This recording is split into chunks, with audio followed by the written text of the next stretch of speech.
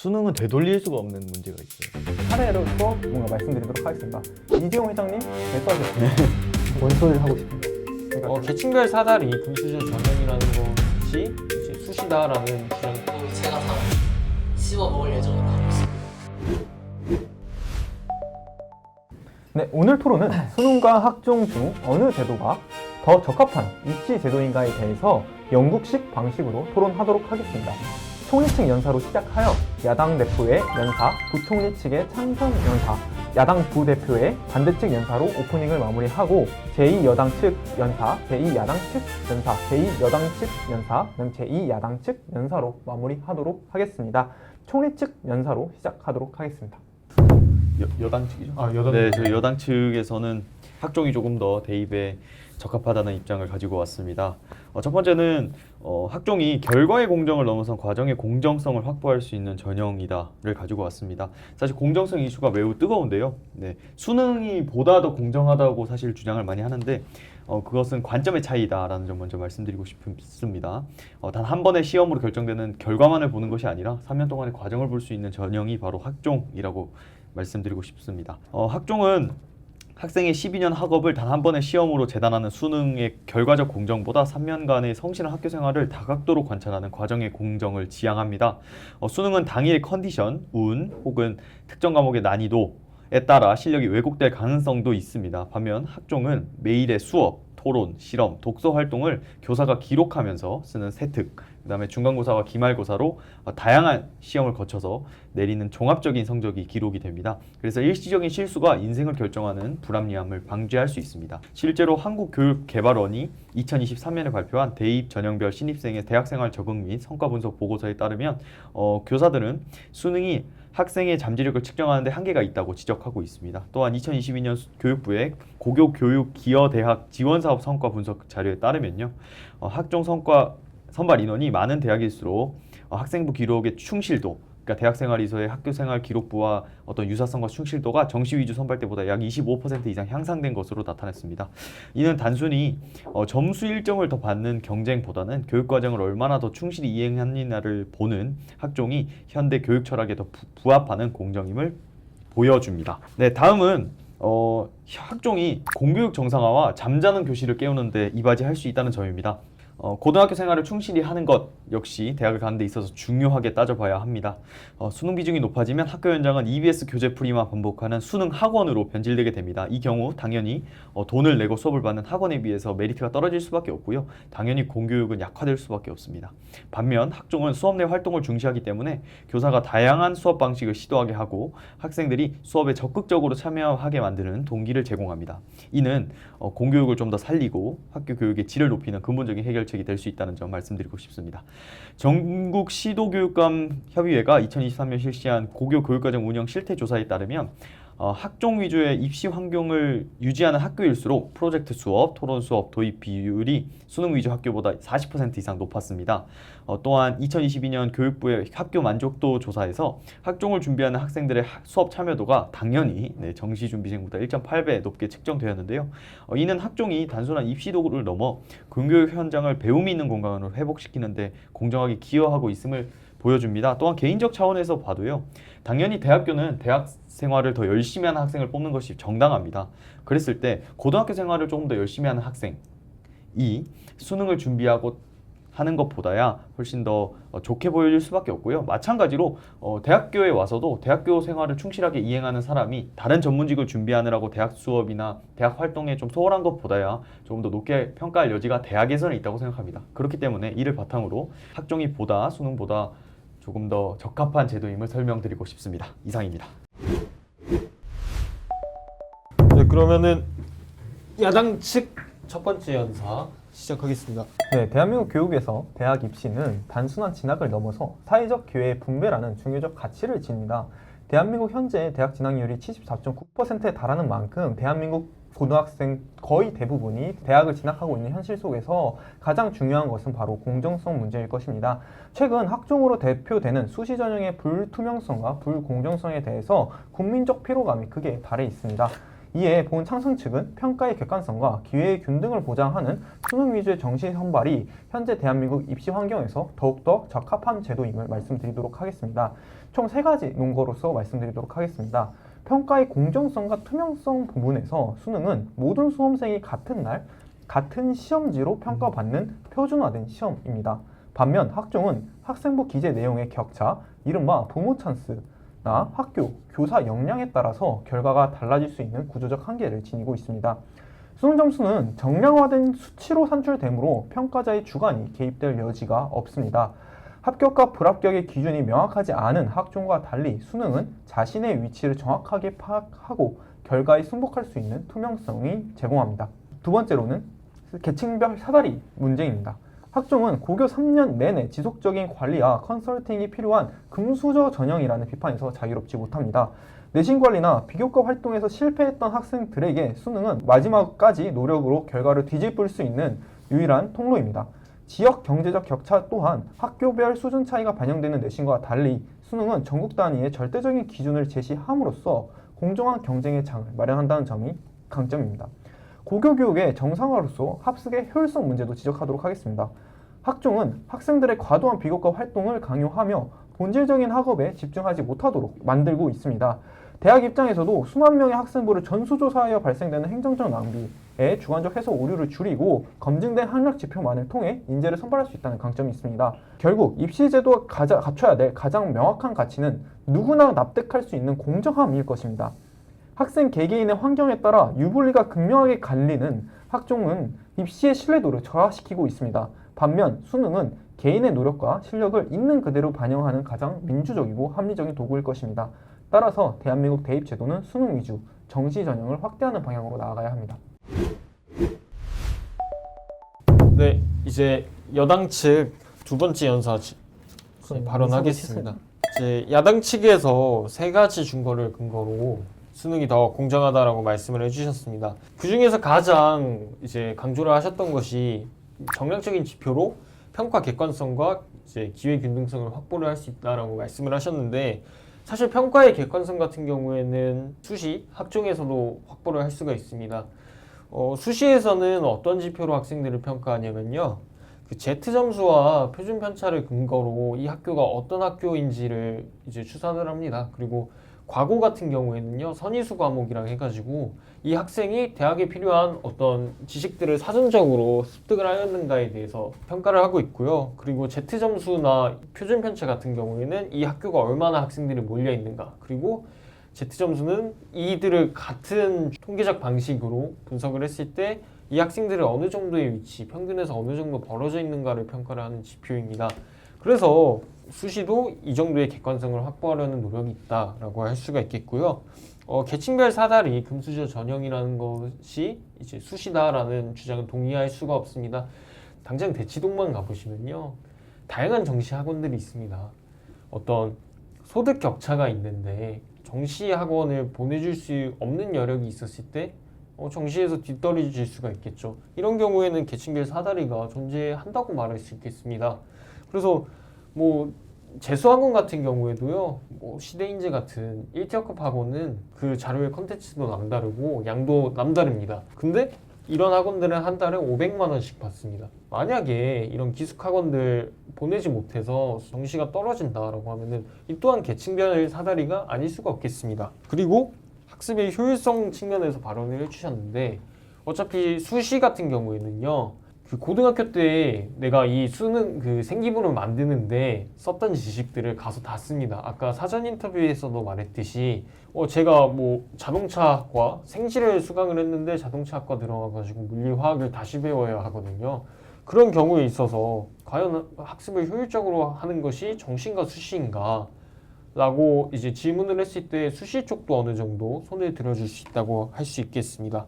그리고 결과에 승복 가능하다라는 것은요, 그 대학별로 어떤 인재를 뽑는다라는 기준이 있어요. 그 기준은 홈페이지 가면은 나오는데, 그 기준에 맞춰서 내가 가고 싶은 대학에 맞춰서 그 정신에 맞게 생기부를 이제 꾸며 나가면 되는 것입니다. 그래서 이러한 근거들을 그 근거로 야당 측의 의견에 대해서 반박을 하겠습니다. 이상입니다. 이제 야당 측 이 연사 발언 시작하겠습니다. 네, 발언해 주시면 되겠습니다. 네, 여당 측의 발언 잘 들었습니다. 여당 측의 입론부터 반박까지 한번 차례대로 반박해 보도록 하겠습니다. 우선 여당 측에서는 결과의 공정을 넘어서 과정의 공정을 보는 것이다 라고 하시면서 이 공정에 대한 관점의 차이다, 특히 3년 중에 하루를 평가하는 이 수능이라는 제도가 불공정하다라고 하셨지만 학생부 종합 같은 경우에 그런 관점에서 더욱더 불공정합니다. 학생의 3년의 인생, 그리고 그 학생의 생기부, 그 학생의 자소서를 1시간도 걸리지 않습니다, 평가하는데. 이 수많은 사람들의 이 자소서와 이 생기부를 다 확인해 봐야하기 때문에 그 학생이 어떤 삶을 살았는지 충분히 검토를 할 수 없는 것이 학종이라는 제도의 한계입니다. 이 취지를 생각한다면 여당 측께서 말씀하신 것도 물론 맞을 수도 있겠습니다만 현실적으로는 수많은 학생들이 학종에 지원을 함으로써 오히려 이 평가가 생각보다 절하될 수 있다라는 점을 짚고 넘어가고 싶고요. 그리고 뭐 당일 컨디션, 운 등이 더 중요하다라고 하셨지만 오히려 수시라는 제도가 그게 더 중요합니다. 수시라는 제도는 내가 어떤 학생들을 같은 반으로 만났는지, 어떠한 수준의 학생들이랑 같은 경쟁을 했는지, 그리고 어떠한 교사에게 배웠는지 다 중요하고요. 교사의 세특으로서 이걸 할 수 있다? 이건 오히려 교사에게 잘 보여야 된다는 것을 뜻합니다. 그래서 실제로 학생부 종합을 준비한 학생이 교사에게 갑질을 당한다든지 교사에게 부당한 대우를 당해도 대응을 못한다든지 등에 대해서 문제점들이 굉장히 많습니다. 고등학교의 생활이 중요하다고 하셨는데요. 고등학교의 생활이 중요한 것도 인정합니다. 그러나 대학 같은 경우에는 기본적으로 목적이 학문을 탐구하는 곳입니다. 학문을 탐구하는 곳이 봐야 될 건 무엇일까요? 얼마나 잘 학문을 탐구할 수 있는지를 중점적으로 보아야 됩니다. 그런 관점에서 보았을 때 수능이 훨씬 더 학문을 탐구하는 데 좋다고 할 수 있습니다. 왜냐하면 아까 뭐 반박에서 표준 편차, Z점수 등을 말씀하셨지만 결국에 이 표준 편차라는 것도 그 학교 내 학생들끼리에서의 경쟁일 뿐입니다. 다른 학교끼리 표준 편차를 구분해가지고 이 학교가 좀 더 어려운 문제를 냈다, 이 학교가 좀 더 쉬운 문제를 냈다라고 어느 정도 평가를 할 수는 있겠습니다만 평균과의 차이가 똑같이 30점이 나는 학교가 있을 때 이 학교가 어렵게 문제를 내서 1등의 학생이 30점이나 높은 점수를 낸 건지 아니면은 이 B 학교가 더 낮은 점수인 학생들이 많아가지고 차이가 나는지 등을 제대로 알 수 없습니다. 물론 이것들을 하는 뭐 어떤 과목을 가르쳤는지 이런 것들을 통해서 충분히 보완을 할 수 있겠습니다만 결국 모든 학생들을 한 번에 비교하는 수능과 비교했을 때는 훨씬 더 상대적으로 떨어질 수밖에 없다. 그것이 제도의 한계라는 점을 지적해드리고 싶고요. 뭐 그리고 프로젝트 수업, 토론 수업 등이 중요하다고 하셨지만 저는 오히려 생각이 다릅니다. 그런 것들을 오히려 학교에서 아예 빼자는 것도 아니고 그리고 그런 수업료 같은 경우에는 대학에서도 충분히 많이 할 수 있습니다. 그래서 굳이 고등학교에서 왜 그런 수업이 중요한지를 입증하셔야 되는 것들은 여당의 측입니다. 그래서 이런 것들에 대한 입증이 없었던 것 같아서 조금 더 아쉽고요. 그리고 뭐 계층별 사다리에 대해서 오히려 정시도 뭐 대치동 학원이 있고 뭐 재수 학원이 있어가지고 정시도 마찬가지다라는 말씀을 하셨지만 사실 대기업에서 하는 수능 강의 같은 경우에는 저소득층들에게 충분히 지원을 하는 정책들이 각 지방별로 다 있습니다. 그래가지고 그런 것들을 충분히 인강으로 다 받아볼 수가 있고요. 그리고 이 수시 같은 경우에는 오히려 어떤 문제가 나올지가 모릅니다. 모든 학교가 다 문제를 내는 게 다르기 때문이죠. 수능은 일관된 기조와 일관된 EBS의 교육과정을 통해서 나오기 때문에 충분히 일관적이고 저소득층의 학생이라도 이런 것들에 대해서 충분히 대응할 수 있지만 학교마다 전부 다 다른 기준을 가지고 있으면 수시에서는 특히 학원의 의존도가 높을 수밖에 없습니다. 이 교사가 어떻게 수업을 할지를 다 분석한 학원들이 실제로 있어요. 이 교사가 뭐 몇 년간 이렇게 시험지를 냈다더라, 이렇게 학생들 시험지 걷어가지고 보관한 학원들이 있기 때문에 그런 학원에서 듣는 학생과 아닌 학생들의 차이는 오히려 수시에서 더 크게 벌어집니다. 그리고 뭐 수시의 학습이 효율적이라고 하셨지만 이것은 통계적으로 전혀 증명되지 않은 것으로 알고 있습니다. 만약에 학생부 종합으로 들어온 학생들이 수능으로 들어온 학생들보다 학점을 더 잘 받는다라거나 아니면은 좀 더 대학 학업에서 더 뚜렷한 성과를 끼친다라는 통계 자료가 있다면은 어느 정도 납득을 할 수 있겠지만 통계 자료가 없기 때문에 이것은 하나의 주장일 뿐이라는 점 짚고 마무리하도록 하겠습니다. 네, 다음은 클로징 할프 부분입니다. 네, 제2여당 측 연사로 시작하여 제2야당 측 연사, 제2여당 측 연사, 그리고 제2야당 측 연사로 마무리하도록 하겠습니다. 그럼 먼저 제2여당 측 연사를 먼저 들어보도록 하겠습니다. 맞습니다. 또 잘 들었습니다. 네, 뭐 상당히 일리 있는 말이고 새겨들어야 될 말이 있는 것 같아요. 사실 전형들이 다 사실 장단이 있고 한계들이 다 있거든요. 다만 제가 말씀드리고 싶은 부분은 저소득층에게 사다리가 될 수 있다. 뭐 정시 전형, 특히 수능 같은 경우에는 사실은 그거는 약간의 착시 효과 내지는 환상이 조금 있을 수 있습니다. 왜냐하면 아까 말씀해주신 거, 수능 측에서 말씀해주신 것처럼 수능은 같은 날 같은 시험을 본다는 그 인상이 굉장히 강하게 있어요. 사회적으로도 그런 것들이 굉장히 인식이 강하게 박히기 때문에 이 수능이 결과론적으로도 그런 공정을 보장해 줄 것이다 라는 얘기가 있지만 사실은 결과적으로 봤을 때는 금수저 전형은 사실 수능도 그런 측면이 큽니다. 오히려 더 크죠.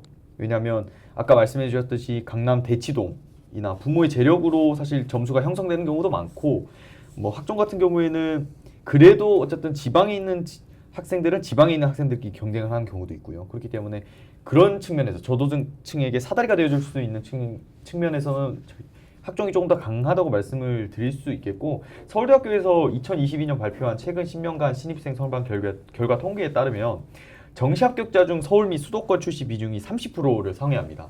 그런데 사실 인구적으로 봤을 때는 절반 대 절반이 나오거든요. 다만 학종 같은 경우에는 정시보다 3배 더 낮게 나타났어요. 물론 뭐 공부를 더 잘하는 학생이 수도권에 더 많으니까 그런 결과가 나타났다. 이것도 맞습니다. 그러나 우리가 주목하는 측면은 이 저소득층 내지는 사다리의 측면에 있어서 정시, 수능이 그만한 역할을 하지 못한다는 측면을 말씀드리고 싶었고 아까 말씀드렸듯이 제트함수 말씀해 주셨나요? 그런 산정 방식에 있어서 의문을 조금 제기해 주신 부분도 있는데 사실 그렇게 따지면 정시에게도 할 말은 있습니다. 왜냐면 예를 들어서 수능 학종이나 수시 전형에 있는 수능 최저 같은 경우에도 사실은 최저 등급을 요구해요. 등급도 사실 점수 하나, 문제 하나로 탁 갈려버리거든요. 그런 측면에서의 사실 불공정성이 있을 수 있겠다라는 것도 있겠고 또 제일 중요한 건 정시 전형에 있어서 표준 점수입니다. 표준 점수 같은 경우에는 선택 과목에 있어서 유불리가 또 강하게 나타나는 경우가 있고요. 또 어떤 문제가 그 어떤 날에 어떤 학생들이 어떤 점수를 받았냐, 나 말고 다른 학생이 어떤 점수가 받았느냐에 따라서 사실 점수가 판이하게 달라진 경우도 있어서 그런 부분에 있어서의 좀 한계도 있지 않을까 싶습니다. 네, 그래서 이러한 부분들을 바탕으로 했을 때 과정의 공정 측면이나 오히려 수능이 조금 저소득층에게 더 불리하게 작용할 수 있다는 점을 제시한 저희 조가 조금 더 잘하지 않았나라는 생각으로 마무리해 보겠습니다. 답변 드리도록 하겠습니다. 첫 번째로 이제 저소득층 사다리 역할에 있어서 좀 착시 효과가 있다라고 말씀을 주셨는데요. 저는 여기서 가장 대표적인 그냥 사례로서 뭔가 말씀드리도록 하겠습니다. 이재용 회장님 재수하셨습니다. 만약에 그 재력으로 뭔가 전부 다 평가가 되고 재력으로 뭔가 대학 입시에 있어서 정시에서 뭔가 판결음이 난다고 하시면 이재용 회장님은 대한민국에서 가장 부자이신데 그분이 재수할 이유가 전혀 없었겠죠. 결국에는 아무리 돈이 많은 사람들, 아무리 돈이 많은 가문들이다 하더라도 결국에 그들이 해줄 수 있는 것은 자식을 수험장 앞에 데려다 놓는 것. 딱 거기까지만 할 수 있는 것입니다. 그렇기 때문에 오히려 저소득층 입장에서도 자신이 정말 지금 현재 EBS나 이런 공교육, EBS나 인강 같은 경우에는 그렇게 가격이 부담되는 가격도 아니고 EBS 같은 경우에는 전액 무료이거든요. 그리고 지원 사업들도 많고 그런 과정 속에서 저소득층도 자신의 의지만 있다면 열심히 공부해서 대학을 갈 수 있고 특히 저소득층에서도 충분히 명문대학에 진학하는 비중이 어느 정도 보장되어 있는 부분들도 있다고 저는 생각을 합니다. 그리고 다음으로 말씀드릴 것은 이제 표준 점수 관련돼서 말씀을 해주셨는데요. 표준 점수는 조금 오해하시는 부분이 있는데 이 부분은 수능이 얼마나 어려웠냐, 얼마나 쉬웠냐에 따라서 표준 점수가 많이 갈리게 됩니다. 따라서 표준 점수가 높다라고 하는 것은 어려운 시험에서 내가 높은 점수를 받았다라는 것이고 이것은 모두 절대적인 상대평가를 통해서 결정이 되게 됩니다. 따라서 말씀 주셨던 것처럼 내신 같은 경우에는 역설적이게 자신이 다니고 있는 학생들의 수준에 따라서 표준 편차가 결정되는 반면 이제 수능 같은 경우에는 전국에 있는 학생들을 대상으로 해서 시험의 난이도에 따라서 표준 점수가 결정된다는 점에서 훨씬 더 공정한 제도다 이렇게 말씀드리면서 마무리하도록 하겠습니다. 네, 이제 여당 측 이연사 제가 말씀을 드리겠습니다. 다양한 의견들 들었는데요. 이제 방금 이제 저소득층에 대한 사다리 문제에 대해서 다시 말씀을 해주셨습니다. 근데 이거에 대한 문제가 또 하나 있는데 시험을 봐서 이런 성적이 나왔고 객관적인 수치로 나왔으니까 너네는 이에 대해서 불만을 제기하지 마라고 하는 문제가 강조가 될 수 있습니다. 그래서 방금 말씀하신 것처럼 수능을 위해서 학부모가 해줄 수 있는 거는 학생을 시험장 앞에 데려다 놓는 것까지만 하면 된다라고 말씀을 하셨는데, 사실 이런 시험 제도 밑에 깔린 여러 가지 뭐 소득 격차를 통해서 뭐 양질의 컨텐츠를 공급을 하고 그 공급된 컨텐츠로 인해서 좋은 점수를 받았다라는 것에 대해서 쟤는 그러면은 능력이 있어서 시험 점수를 잘 받은 게 아니냐, 그럼 그거에 대해서 너는 말하지 마라는 결과를 날 수가 있게 된다는 거죠. 그리고 수능을 통해서 배울 수 있는 뭐 여러 가지 사상 중에서 뭐 예를 들어 정치와 법, 뭐 사회, 뭐 윤리 이런 걸 배운다고 했을 때 사실 어떤 특정 세력의 시각이 반영이 안 된다라고 할 수는 없는 거 아니겠습니까? 그러니까 뭐 예를 들어 IMF의 원인이 뭐 국민들의 과소비다라는 것은 그 당시에 뭐 교과서에서는 다 같이 얘기를 했지만 나중 지나고 보니까 이거는 사실 기업들이 무리하게 땡겨 쓰다가 혹은 정부가 외환 보유고를 충분히 갖춰두지 않고 있다가 터진 거거든요. 그래서 이런 수능 같은 사상이 이런 잘못된 지식들을 전파를 했을 때 특정 사상만 공부를 하다가 나중에 이게 틀린 것으로 밝혀졌을 때 이 사람들의 사고가 바뀔 수 있는가에 대한 문제가 있고요. 그리고 세 번째로 사회적 전체의 자원을 너무 많이 낭비하는 시험이 수능이라고 할 수 있겠습니다. 뭐 예를 들어 수시 반수와 정시 반수를 명문대에서 한다고 가정을 해봅시다. 수시 반수 같은 경우에는요, 이미 내가 관심이 있는 분야에서 더 학교 급을 높이기 위해서 하는 것이기 때문에 자기 걸 하면서 이 준비를 할 수 있기 때문에 그렇게 사회적인 재원의 낭비가 크지 않습니다. 정시 반수 같은 경우에는요, 그 자퇴를 하거나 휴학을 받고 바로 반수를 해야 하기 때문에 이 사람들의 뭐 6개월의 시간을 어떻게 보상을 해줄 수 있겠습니까? 그리고 마지막은요, 어떤 확률의 문제라고 할 수 있겠는데요. 뭐 12년간 공부를 한 인생을 3년 동안 평가를 받는 것과 12년간의 인생을 1일 동안 평가를 받는 것에 대해서 어떻게 1일 동안 그 결정이 나는 것에 베팅을 할 수 있겠습니까? 사실 3년 동안 그 베팅을 하는 것이 좀 더 공감을 살 수 있는 방안이 아닐까 싶습니다. 이런 근거들을 통해서 저희는 학종 그리고 나아가 수시가 더 입시 제도라는 취지에 더 부합한다고 생각을 합니다. 우선은 반박부터 하고 쟁점을 한번 정리해 보겠습니다. 앞선 발언에서 부모의 재력이 높아지면서 점수가 높아진다, 정시가 사다리 역할을 못한다라고 하셨지만 수시든 정시든 어느 정도 부모의 재력이 높아야 점수가 높아진다라는 것은 사실입니다. 왜냐하면은 자원을 투자할 여력이 더 많다는 거거든요. 근데 그러면 우리가 이걸 따져보았을 때 저소득층도 복지 혜택을 보았을 때 이 고소득층의 점수를 어떤 제도를 했을 때 더 잘 따라갈 수 있느냐를 따져봐야 되는 겁니다. 그런 측면에서 보았을 때 아까 제가 말씀드렸다시피 수시는 학원의 중요성이 훨씬 더 큽니다. 왜냐하면은 학교별로 다 어떻게 문제를 내는지가 다 다르고요. 커리큘럼도 다 다르기 때문에 일반 학생이 이거를 대응하기에는 굉장히 쉽지 않습니다. 학원의 선생님과 대응하는 것이 훨씬 더 쉽기 때문에 수시에서 오히려 학원의 역할이 더 잘 되고요. 수능 같은 경우에는 앞서 나온 뭐 대기업 수능을 하는 대형 인강 사이트들 있죠. 그런 데에 대한 지원금이 나오고 있습니다. 실제로 지방에 찾아보시면요, 저소득층을 위한 인강 지원 사업 이런 것들이 굉장히 많습니다. 이런 것들을 우리가 혜택을 받으면 되고, 만약에 부족하다면 그런 것들을 더 지원하는 방향으로 가면은 충분히 저소득층도 사다리를 할 수 있는, 계층 이동을 할 수 있는 제도라고 말씀드리고 싶고요. 그리고 아까 최저등급 이야기와 표준점수 이야기를 하셨어요. 근데 이거는 사실 여당 측에서 스스로의 논리를 스스로 반박하신 것과 마찬가지입니다. 왜냐면은 최저등급이 있어서 괜찮다는 말씀은요, 최저등급이라는 것에 대한 취지 자체가 얘가 이 정도 수준도 안 되는데 우리 학교에 와도 될까라는 것을 평가하는 거거든요. 그러니까 수능에서 이 등급도 못 맞는데 너는 들어올 순 없다라고 하는 것 자체가 애초에 수시의 등급으로만 평가하는 것이 어느 정도 불공정할 수 있기 때문에 최저를 본다라는 것이에요. 이런 전제는 무엇이 깔려 있느냐?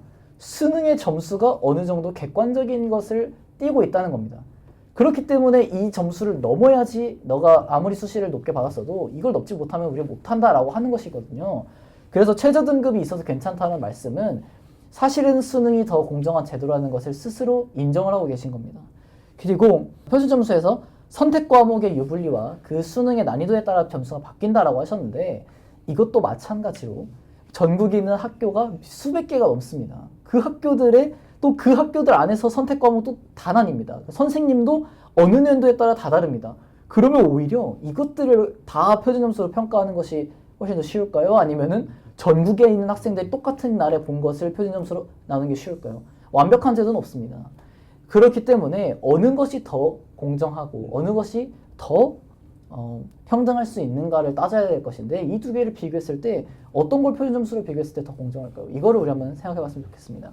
그래서 이 토론에서 또 정치 사상이 수능에 지입되면 문제가 생길 수 있다라고 말씀을 하셨는데 이것도 마찬가지로 수시에 더 심각하죠.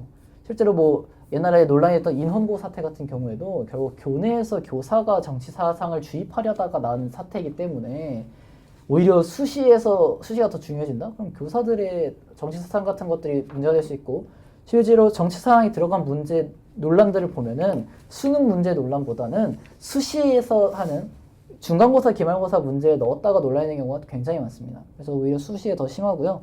사회적 자원의 낭비라고 하셨지만 학생들이 시험을 준비하는 것이 왜 사회적 자원의 낭비인지는 잘 모르겠습니다. 학생들이 시험을 준비하든 뭐 시험을 준비 안 하고 창업을 하든 이건 다 학생들의 개인의 선택이고요. 1일 만에 결정하는 것이 불공정하다 하셨지만 저희가 앞서 말씀드린 것처럼 학생부 종합은 3년간 평가하는 게 아니라 그 3년간의 노력을 그 면접관이 단 몇 분 안에 평가를 하거든요. 지금은 어떨지 모르겠지만 제가 입시할 때 당시에 자료를 보면은 길어야 15분이다 라고 알고 있습니다. 학생의 3년 인생을 15분 만에 판단하는 것 이것이 과연 수능보다 공정합니까? 라고 묻고 싶고요. 그래서 우리가 지금 따져보았을 때 어느 제도가 공정한가를 계속해서 묻고 있는데 어느 제도가 소득이 적어도 잘할 수 있는가에 대해서 충분히 반박드린 것 같고 어느 제도가 성적평가에서 공정한가에 대해서 충분히 반박드린 것 같습니다. 절대적 평등과 절대적 공정은 있을 수 없습니다. 그래서 우리가 따져보아야 될 것은 어느 제도가 더 공정하고 어떻게 했을 때 더욱더 평등할 수 있는가를 우리는 항상 따집니다. 그래서 지금까지 토론을 보았을 때 어떠한 제도가 좀 더 평등에 가깝고 좀 더 공정한지를 판단해 주시면 좋고요. 완벽한 제도는 없기 때문에 어떠한 제도가 좀 더 나은 제도인지를 한번 판단해 주셨으면 좋겠습니다. 이상으로 발언 마치겠습니다.